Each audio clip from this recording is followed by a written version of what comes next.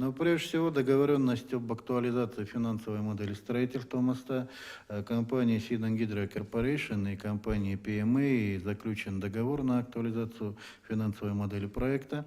Мы ожидаем, что в сентябре месяце актуализированная финансовая модель появится, и это позволит нам, вернее не нам, а компании обратиться в соответствии с федеральным законом о концессионных соглашениях, обратиться с частной концессионной инициативой правительства Российской Федерации, и, соответственно, должно быть решение правительства Российской Федерации о объявлении, не объявлении конкурса, а принятии этой частной конституционной инициативы и, соответственно, начало реализации этого проекта.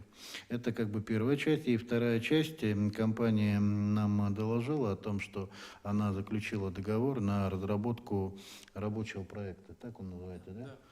Рабочего проекта по строительству мостового перехода, и, соответственно, этот рабочий проект также ляжет в основу частной конституционной инициативы.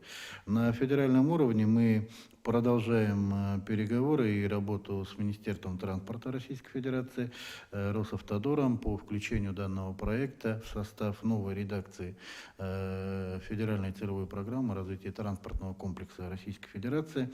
Но здесь не проблема, а чисто техническая проблема. Она заключается в том, что срок действия программы определен до 2020 года, и мы говорим о новой редакции, к разработке которой Минтранс приступит лишь к 2018 году.